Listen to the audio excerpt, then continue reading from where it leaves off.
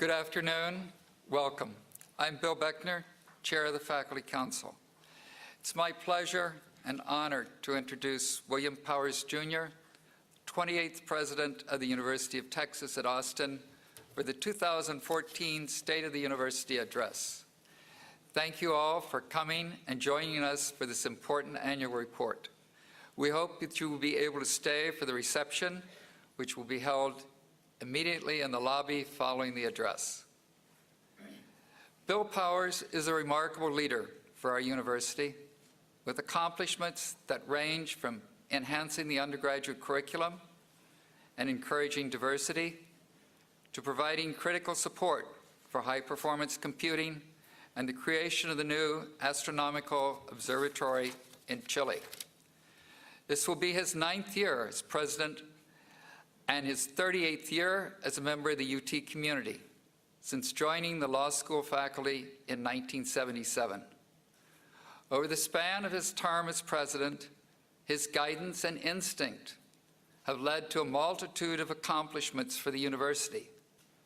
These include curriculum reform for the core undergraduate program, creation of the School of Undergraduate Studies, improved graduation and retention rates, initiation of the Dell Medical School, success in the capital campaign with more than $3 billion raised, major new building projects that change the face of fundamental research on our campus, and critical support for teaching and research that has ensured international recognition for UT's quality.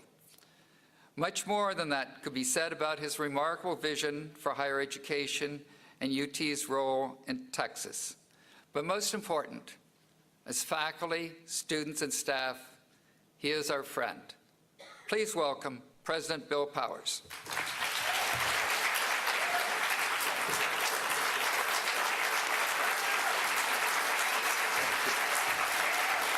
Thank you.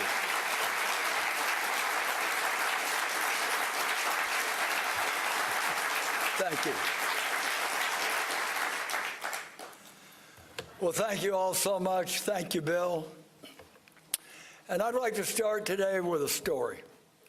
It's a story about a cold and dreary day back in February of 1977. I was at the University of Washington in Seattle, and my phone rang. My best friend from law school, Guy Wellborn, was teaching at the UT Law School. And he asked me if I wanted to come to Texas. That phone call changed my life. So in August, I got here in an unair-conditioned Fiat, pulling a U-Haul trailer. And I spent the first night at the old Villa Capri Motel, where the football practice field is today. Elvis Presley died the next day. And in the next few weeks, I began to discover what a truly remarkable and special place this is. You might say that I fell in love. When I became president in 2006, I told alumni they could teach me a lot. And the alumni certainly have taught me a lot. But they didn't need to teach me to love UT. That happened all the way back in 1977. UT is one of the truly great teaching and research universities in the world. It started first as an idea by a group of visionary Texans in the 1860s, and then as an actual fact in 1883. And even then it was blessed with an endowment of university lands, first in East Texas and now, thank heavens, in the Permian Basin. And so UT grew from a local college to a regional and then national and then great world university. I've actually been here for more than a quarter of that journey. And I've been blessed to lead UT for almost 9 years now. I've seen the impact of the Centennial Commission, the Commission of 125. I've watched UT raise its sights with Peter Flaughn's war on mediocrity, the Commission of 125's disciplined culture of excellence, and hopefully with my own claim that B+ is our biggest enemy. and that we should work every day to make UT the best public university in America. And to be immodest for a moment, I'm proud of what we've been able to do in the last 8.5 years, largely following the beacon set before us by the Commission of 125. We focused on our undergraduate education with the signature courses, the School of Undergraduate Studies, and the system of flags that helps our students navigate through the ecosystem of courses over 4 years. The Freshman Research Initiative in the College of Natural Sciences puts 800 freshmen, yes, freshmen, in real research laboratories with faculty and graduate students doing real research. Students who take these courses do better in their other courses. So-called at-risk students improve even more. We've taken advantage of technology to develop online and blended courses, flipped classrooms, and MOOCs. We're using learning analytics that some of these formats enable to further fuel these improvements. We're trying to simplify the pathways through our majors to help students graduate on time. We've done all this to ensure that when our students set foot on this campus, they'll see the world, as Congressman Jake Pickle said, they'll see the world for the first time in Technicolor. We've given department chairs more responsibility for strategic planning and leadership, and we've recruited strategic thinkers into those positions. Today, we have the best group of department chairs and deans in my 37 years on the 40 acres. We've budgeted our resources in more selective, disciplined ways so that we can focus on what matters most, our faculty's research and our students' success. I've called this the Moneyball approach, and it's made a big difference. We've built more than 3 million square feet of new facilities, and we've dramatically renovated and retooled almost 2 million more. These buildings allow us to do more collaborative research and to teach our students in new project-oriented ways. And we're building a new medical school, the first one to be built at a Tier 1 research university in decades. It'll transform healthcare, healthcare delivery, healthcare education, and healthcare research in Central Texas for years and years to come. We've become a much more diverse campus, and we've successfully defended the need for diversity in the Fisher case. We've established the Department of African and African Diaspora Studies and the Institute for Urban Policy Research and Analysis. And we're currently establishing a Department of Mexican American and Latino Studies. External research grants have grown from $477 million in 2006 to $634 million in 2013. And during the last 8 years, we've received a total external research grants of an astonishing $4.5 billion. 18 faculty have been elected to the National Academies, and our faculty have won the Steele Prize, the Japan Prize, the Pulitzer Prize, the National Medal of Technology, the Turing Award, the Wolf Prize, and countless other awards. Athletics income has grown dramatically, and millions upon millions of those dollars have supported our academic mission. And of course, we just finished the campaign for Texas. It began during the worst economic downturn since the Great Depression. Skeptics said we shouldn't start. And they said that our $3 billion goal was beyond our reach. But as Gary P. Nunn sang in London Homesick Blues, when a Texan fancies, he'll take his chances. Chances will be taken, that's for sure. And we did it. To everyone who contributed and worked on that campaign, from the bottom of my heart, thank you. We'll see the impact of these changes for years to come. And crucially, the impact will be on the core of our mission, our faculty and the research they do, and on the learning experience of our students. To those who think that universities never reform themselves, that universities never change, just look at what we've done. Yes, I'm proud of what the university has done over the last 8 years. Nevertheless, we face serious challenges. Too many families are still being left out of higher education because they can't afford it. The demographics and needs of our students are changing. Technology is changing how we interact with each other and how we absorb information. The needs of the workforce are changing. Global competition is increasing. Other demands on diminishing public resources are growing. We need to face these challenges thoughtfully and with open eyes and with steely resolve. So I'd like to focus on our future. In just 22 years, we'll celebrate the bicentennial of the Republic of Texas. Many of our current faculty and staff will still be on our campus. Our current students will be in the middle of their careers. Even I hope still to be alive. The bicentennial is not that far away. So what will UT look like in 2036? How will we get there? What should we be doing now so that we can get there? I can't chart a specific path, but I would like to offer some broad brush observations. My first observation is that to meet these challenges, we'll need to continue to be tough-minded and disciplined. We'll need to focus on what is most important to our core mission, research and teaching.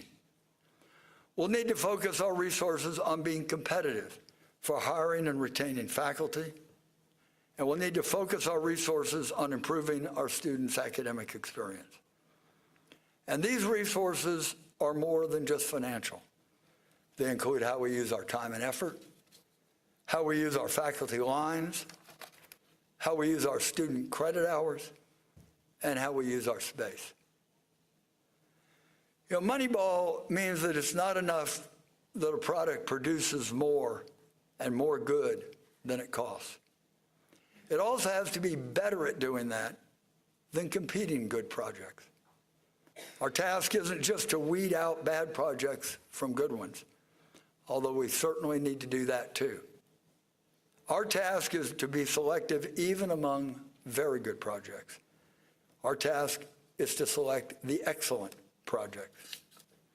Spreading resources is always easy, and that's what institutions of higher learning have historically done. Being selective is hard. That's what we need to do. That's what we need to continue to do. We simply don't have the resources right now to do everything that we want. We're still at or near the bottom of our peer group in per year, per student state resources. And yet we're in a ruthlessly competitive environment and market to recruit and retain our faculty. Merely spreading our resources is the surest path to B+ and to mediocrity. Being tough-minded and selective will be the hallmark that distinguishes between public universities that thrive and those that don't. But being tough-minded and being disciplined is only half the recipe. Tough-mindedness without a vision is hollow. We need always to focus on what it is that we're trying to accomplish, what it is we're trying to produce. What outcomes are we trying to achieve? Concepts like return on investment and productivity and efficiency are, by their very definition, relationships between inputs and outputs. They're literally meaningless without defining the results we seek to attain. We need a vision for those outputs. or all of the tough-mindedness will be for naught. Most of the debate about higher education in America today is about this very point. What we should be seeking is innovative leadership from our students in the future and cutting-edge advances in knowledge that will drive our economy and our civic life for decades to come. These are the proper outputs of a world-class teaching and research university. And I'd like to illustrate this by talking about fractals. What's a fractal? A fractal is a mathematical construct where the shape is replicated at every level of magnification. The front of your program has a fractal on it. Take a moment and look at that fractal. It's a star. But magnify the star, and each line is not just a straight line, but itself is made up of smaller stars. And the lines of those stars are stars, and so on forever. Every level of magnification, every level of detail resonates. Now, what in the world does any of this have to do with what we do at UT? It's pretty abstract, but bear with me. It means that we always need to make decisions about our more detailed designs with an eye toward what we're trying to accomplish and what we're trying to do in our more large-scale mission. And conversely, we need to make decisions about how we design our large-scale structure with an eye toward what's being done in the details on the ground. Now, in my own discipline of law, there's a classic hypothetical case designed to instruct students about the legal method, or what it means to think like a lawyer. So a city passes an ordinance that says no vehicles in the park. Language is inherently ambiguous, so questions arise about skateboards, baby strollers, old military equipment on display, bicycles. Are they prohibited? Now, we could try to define vehicle in an abstract way. It transports people or goods. It has wheels or runners or wings, and so on. But we could also ask why we have that law in the first place. What was its purpose? If it's to create fresh air, bicycles shouldn't fall under its edict. But if it's to create safety for children playing, well, then maybe bicycles should. Neither purpose seems to implicate exhibits of old military equipment. But if the purpose is to preserve a bucolic space, then they might be excluded as well. Now, this approach doesn't end the debate. We might still disagree about the purpose. But it does force us always to ask why we're doing something when, on a more detailed level, we're trying to determine how to go about it. That's a bit like a fractal. At the large-scale level, we're often asked to justify the kind of education that we offer at a teaching and research university. And we say that producing new knowledge is critical to the future of our state and to our country. The teaching undergraduate students in a research environment prepares them for creative and innovative careers. And that educating the next generation of researchers in our graduate programs is essential if we want this virtuous cycle to continue.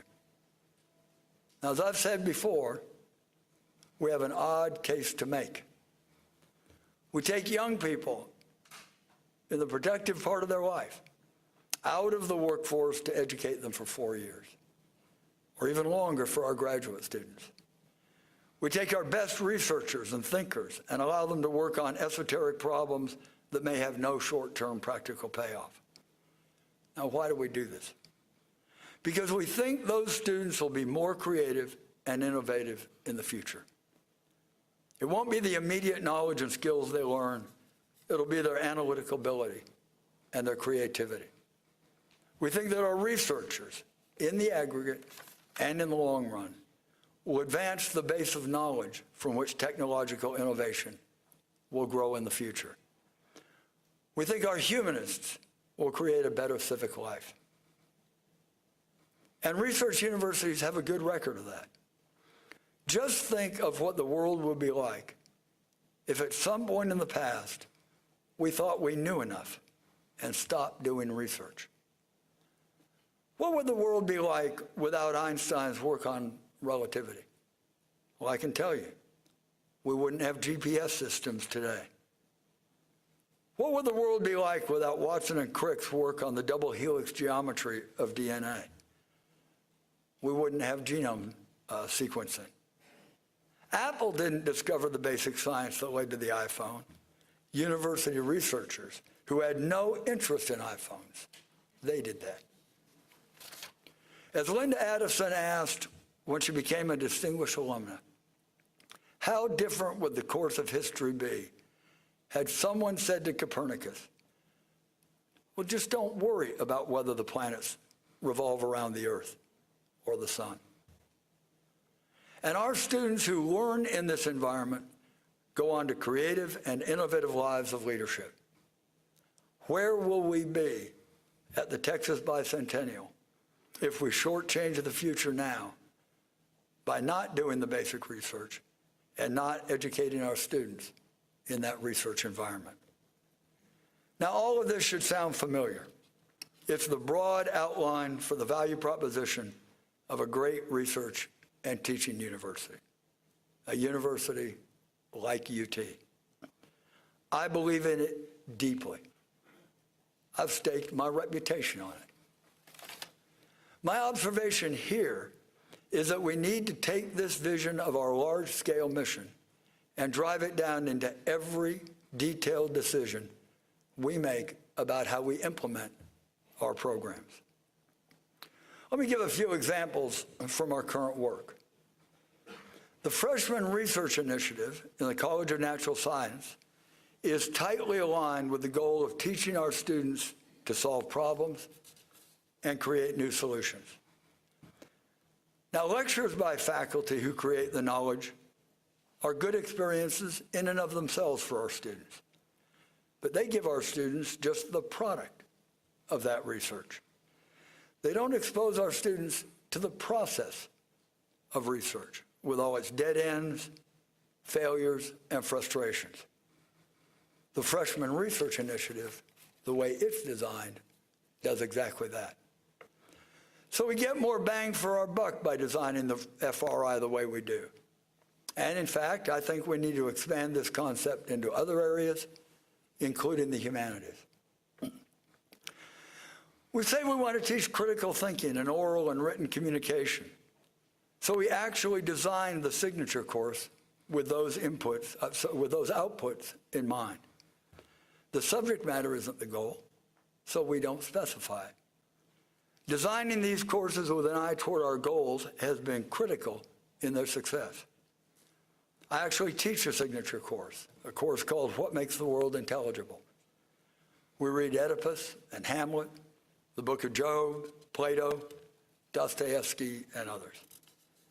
How does the world look different when we explain it through the voice of science, or the voice of God, or through free will? How do science and religion and the humanities try to accommodate these tensions? But the real goal isn't that subject matter. The real goal is increasing the student's ability to think creatively and to communicate.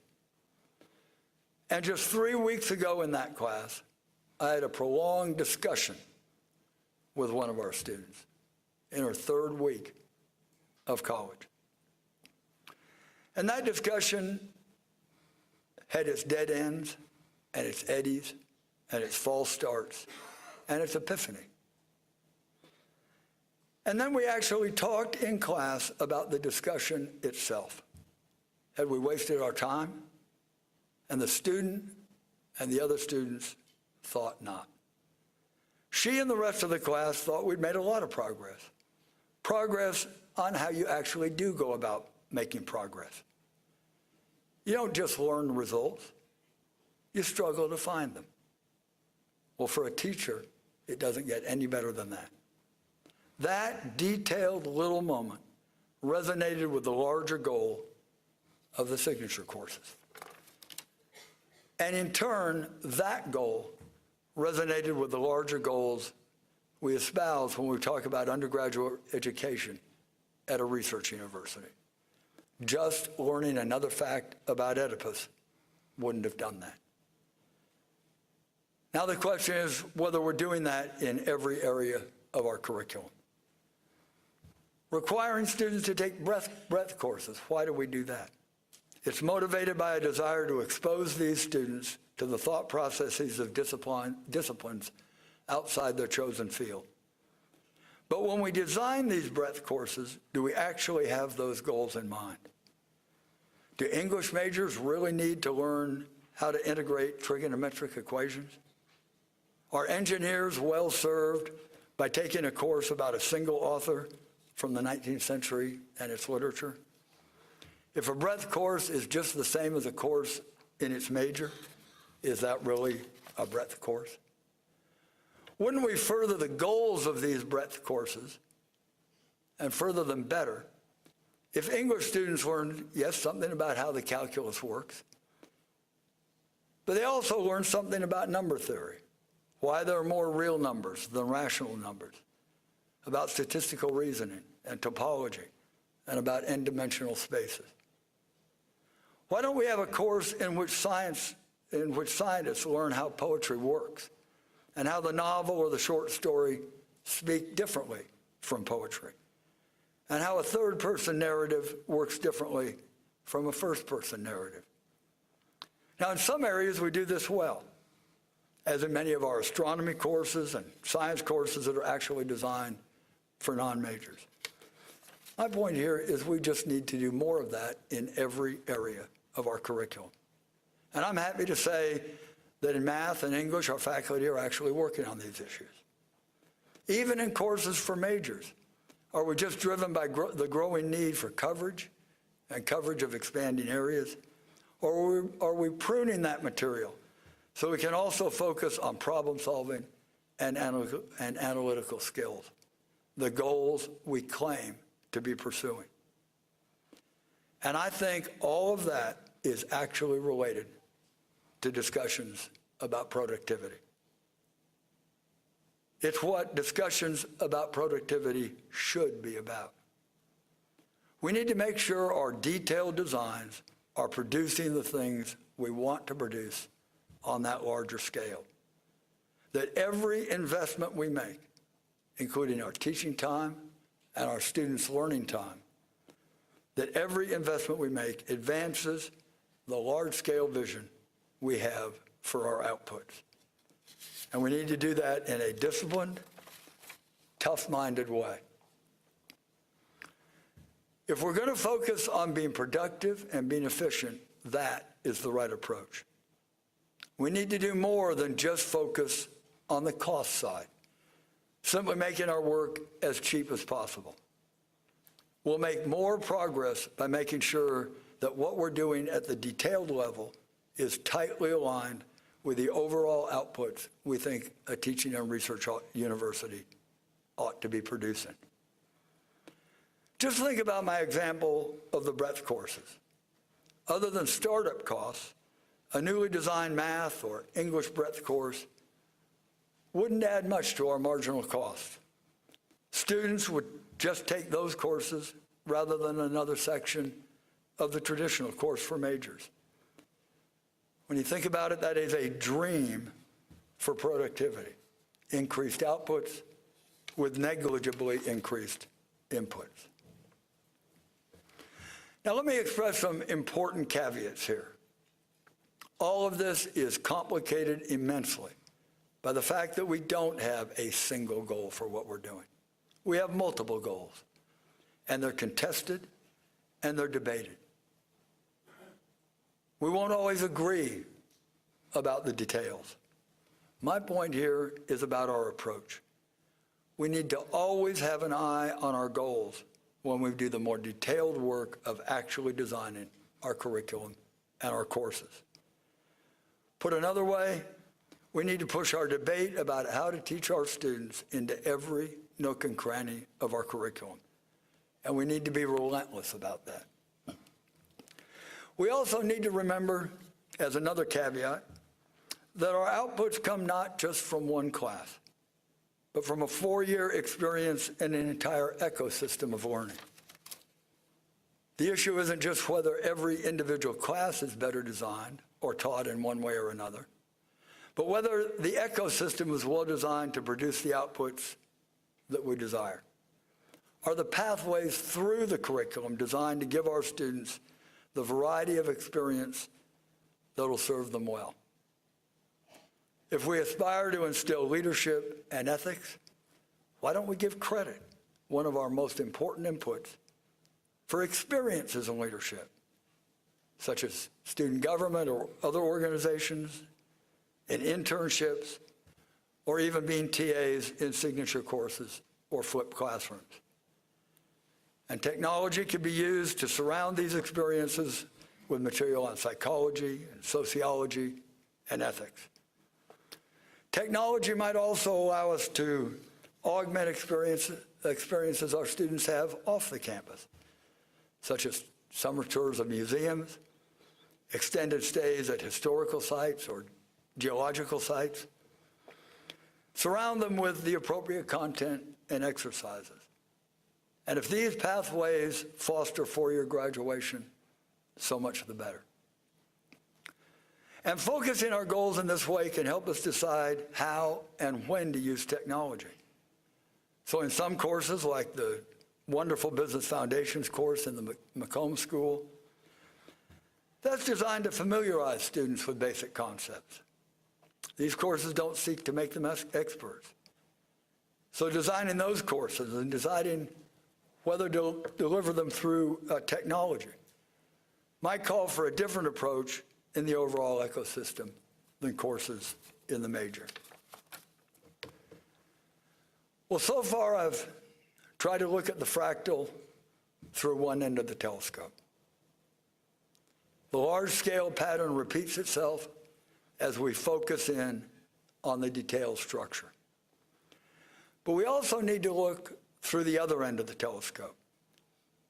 The detailed structure is what builds up into the large-scale structure. I've said we need to do our detailed work always with an eye toward our large-scale goals.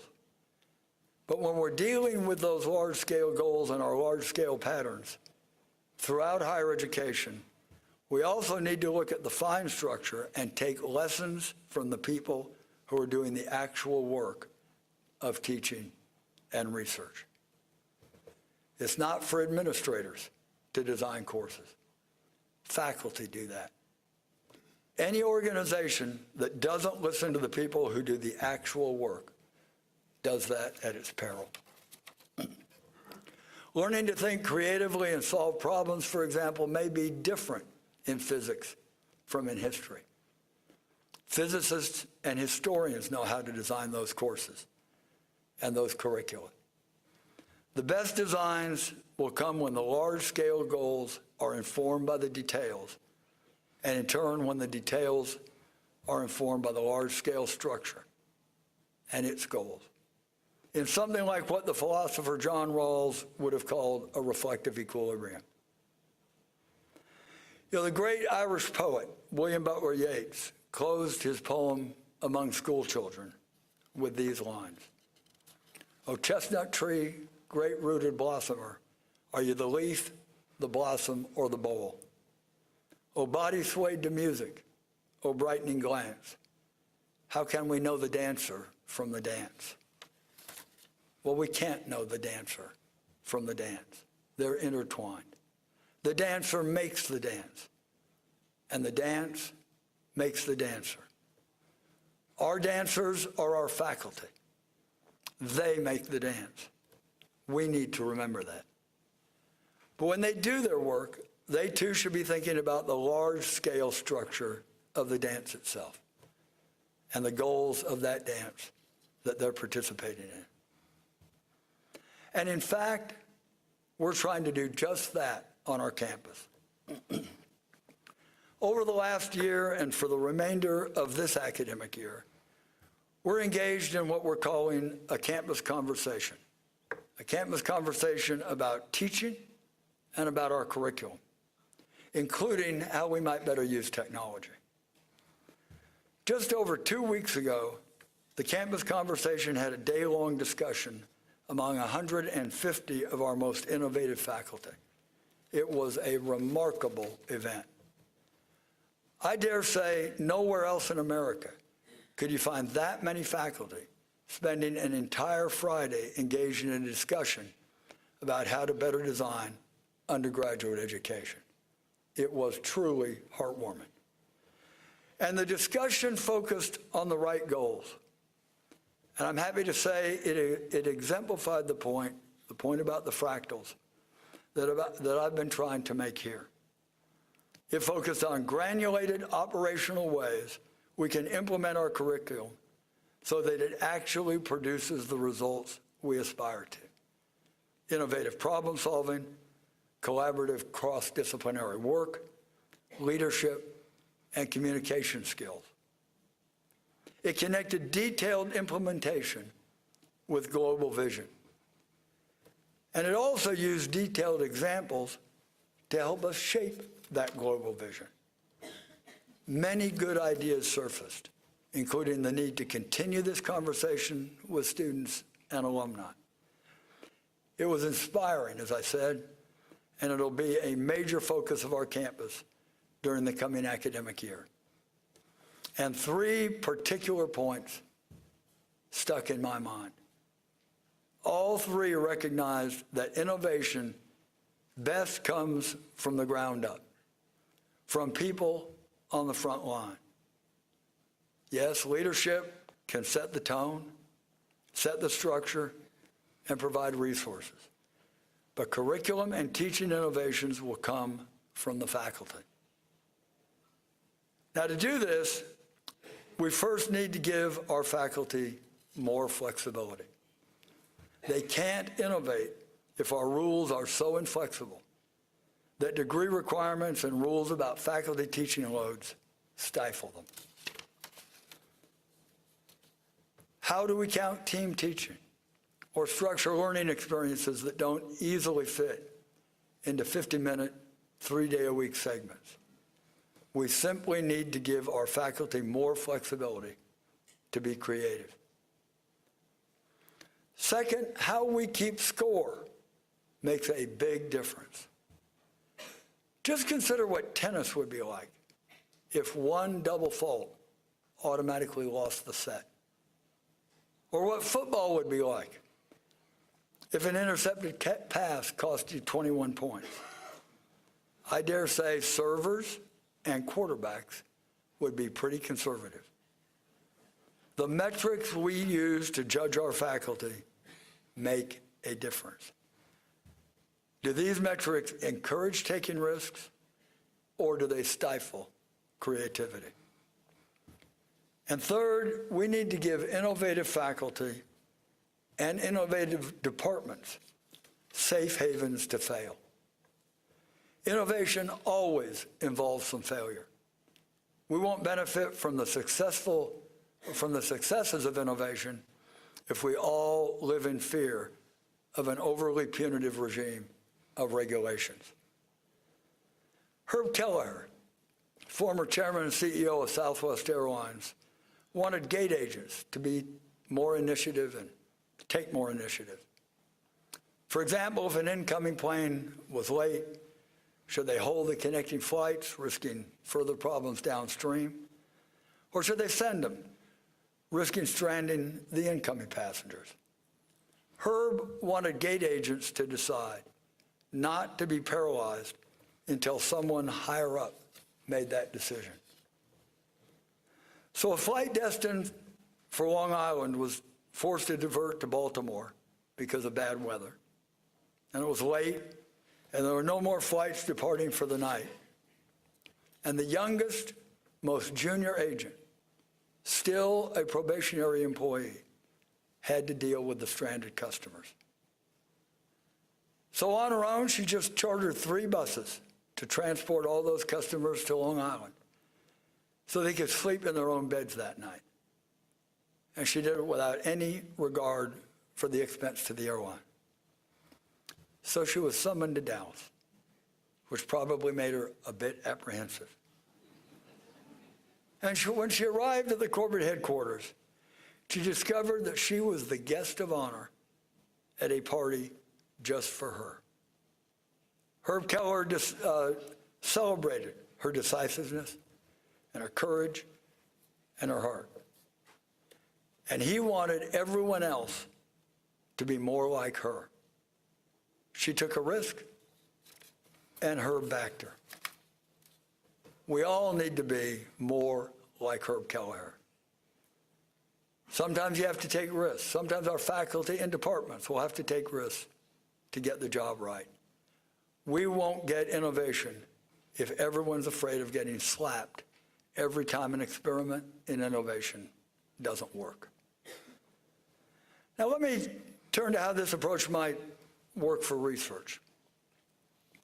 We do important applied and basic research that changes the world for the better, both in the sciences and in the humanities. Supporting that mission, both here and across the country at Tier 1 teaching and research universities, might be our single most important challenge over the next decade. Administrators shouldn't direct how individual faculty structure their research or the questions that they ask. But we do need to make broad brush decisions about what areas to support and how our research effort aligns with our teaching mission. As I've said on many occasions, teaching and research are complementary at a great research university. But it would be stunning if there were an exactly isomorphic, one-to-one match between the subject areas we need to do more teaching and the subject areas where we need to do more research. We already recognize this in competency courses like beginning foreign languages and technical writing. But even in broad areas, our emphasis might be more on teaching in one area, more on research in another. To match our implementation strategies with our aspirations about our outputs, we need to have our faculty profile match our overall goals. Some departments or areas need a higher percentage of tenure track faculty, while other areas need a higher percentage of lecturers. We just don't have the resources to do everything in every field. And we are so blessed here at UT by having a superb, stable, professional group of faculty who are lecturers, senior lecturers, and distinguished senior lecturers. We have career tracks, and in certain cases, job security. And these faculty serve the university in many ways, including doing research. But they focus mainly on our teaching mission.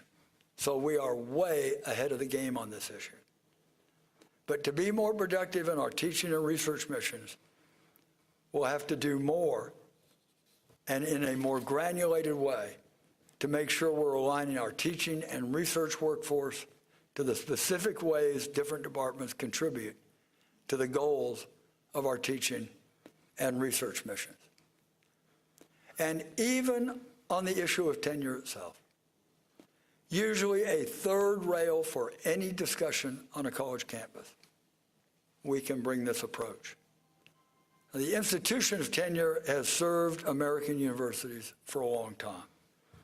It is certainly a critical tool for individual schools to compete for the best faculty. But it also has costs.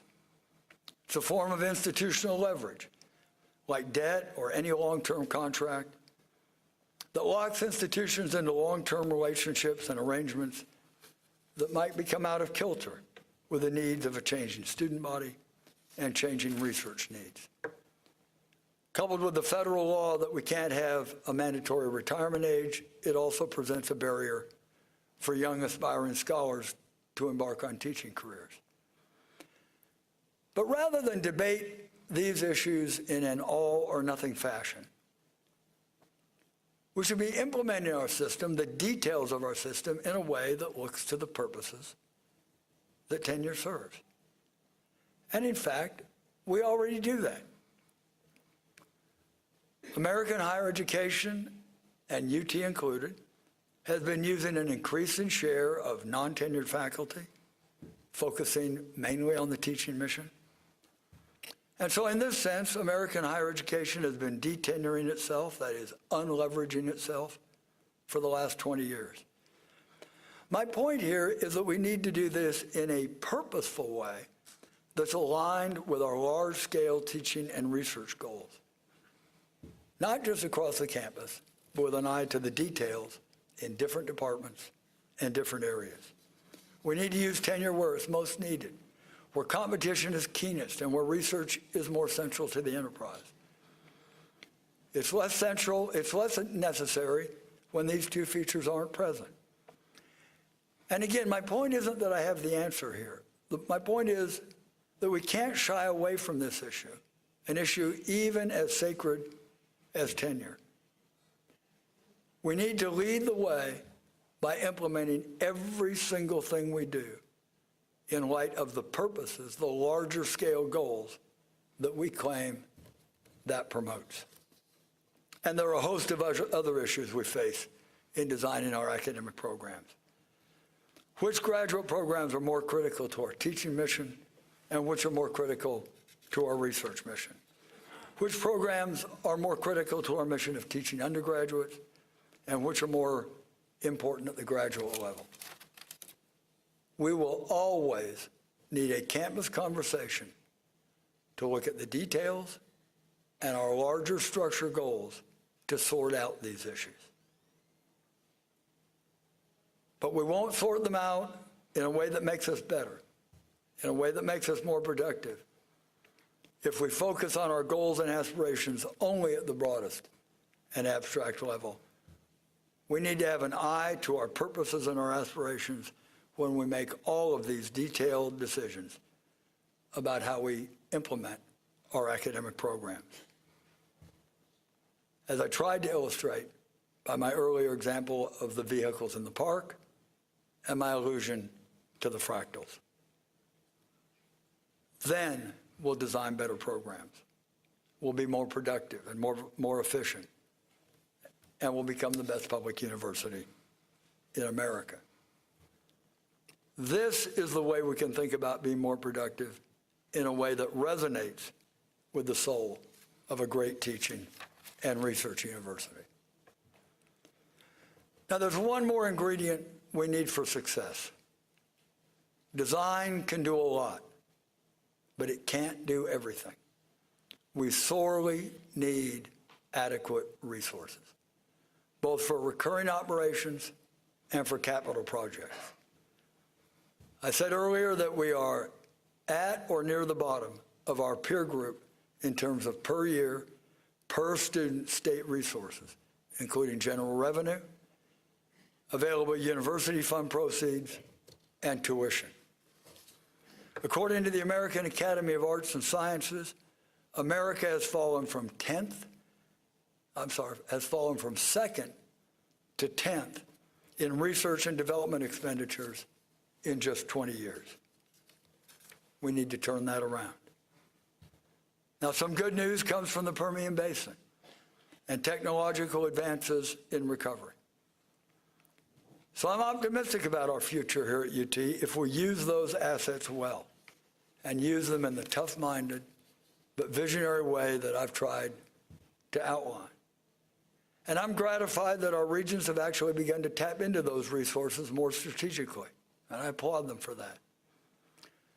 But whatever the source, Texas will thrive at our bicentennial in 2036 only if we invest in our future by investing now in higher education, and for that matter, in public education as well.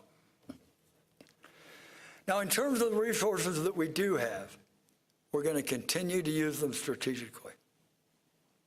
I began my term as president by focusing resources on core departments to help them get to the very top. We started with math and English and history. But the economic downturn derailed that effort. Even then, we tried to be selective as we tightened our belt. So in the last 6 months, the provost and I have scoured our budget in an effort to convert more of our one-time resources into recurring budget items, where they can be used to address recurring needs, such as hiring and competitive salaries, graduate student support, and in enriching the academic experience for our undergraduate students. Now, we did this by being more aggressive in our budgeting assumptions. And yes, that does create some risk. But the risk of eroding the quality of our campus is far greater. We'll use that money for a faculty investment initiative. Now, we won't focus on increasing the number of faculty lines right now, but instead use the funds to supplement replacement lines to enhance quality over a 5-year period, even including some cluster hires in some key strategic areas. We'll focus on graduate stipends in some key areas. We'll focus on teaching ideas that come out of the campus conversations. And we'll use some of the money for broader salary support. The provost will lead this effort, and he'll have more to say about it later in the semester. Now, I've tried to outline an approach for solving some of the challenges we face at UT and in higher education. We're a world-class teaching organization, a world-class research and teaching university. We discover new ways of doing things. We need to lead the way on these issues I've been talking about as well, on how a great teaching and research university will operate in the future. How will it organize and deliver its education? How will it do its research? How will it teach? And how will it connect these functions? How will it address affordability? How will it improve student success? And critically, how will it do these things consistent with the soul of what a teaching and research university ought to be? Now, we read with pride, and rightly so, the achievements of our faculty and our students in their respective areas of expertise. We need also to take pride in showing the way forward on issues of how higher education will be operated and structured in the 21st century. One of my greatest moments of pride as the president of UT was opening the New York Times Magazine earlier this year to see the cover story on David Laude and our student success programs. We need to be the best public university in America on these issues too. And why shouldn't we be? As Jeremy Surrey asked in the campus conversation, why not us? And why not now? Well, why not? Why shouldn't we be the best on these issues too?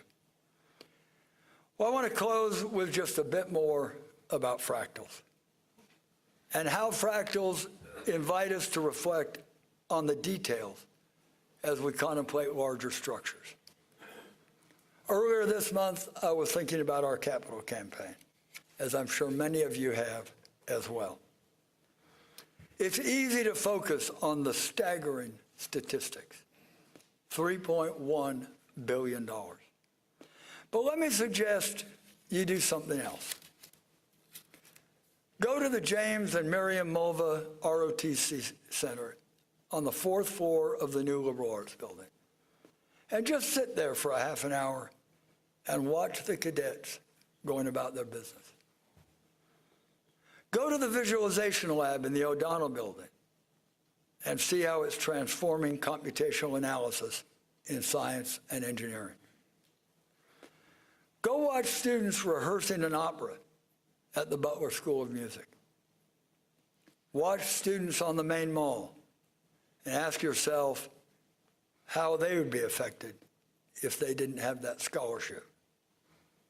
Those details and more are what the Campaign for Texas was all about. And when I think about the soul of UT, our star in the fractal, I think about the details too, and the people.